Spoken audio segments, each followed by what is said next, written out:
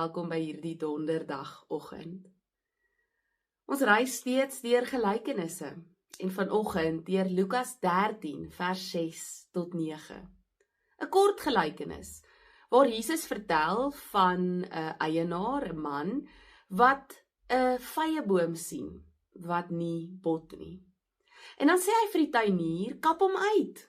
Hy mors die grond, hy put dit uit. Haal hom uit.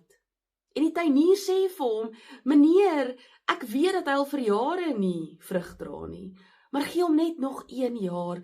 Ek sal hom bemes, ek sal die grond om hom versorg en ek sal mooi na hom kyk. En dalk dan sal hy vrug dra. En so eindig die gelykenis.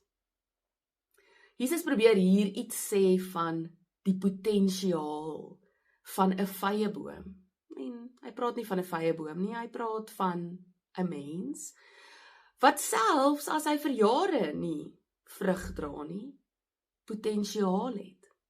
En die genade van die tuinier, maar hierdie keer die tuinier met 'n hoofletter T, die potensiaal wat hierdie tuinier in ons sien.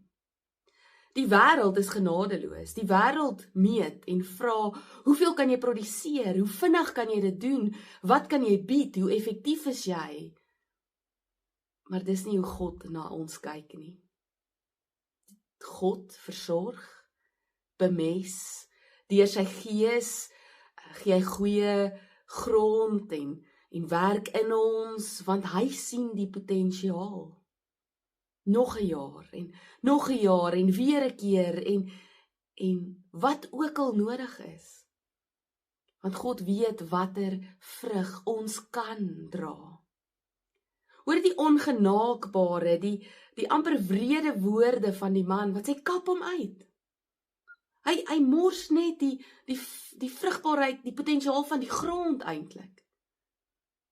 Maar hoor die tuinier se woorde. Net nog 'n jaar, net nog moeite, en kom ons kyk wat gebeur dan. Dis ook God se woorde aan jou. Kom ons kyk wat gebeur.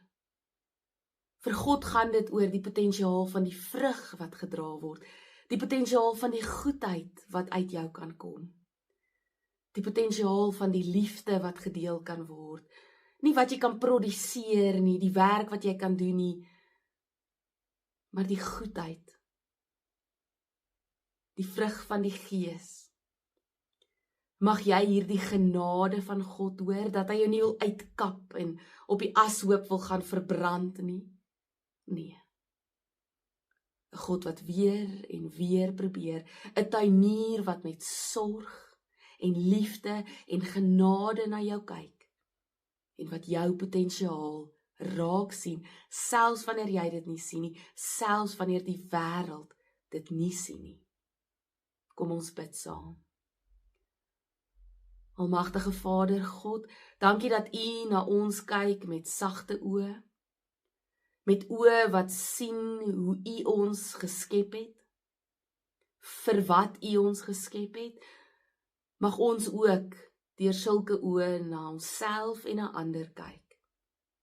Werk deur ons om sagter met onsself en met ander te werk en nie soos die wêreld na mekaar en na onsself te kyk nie.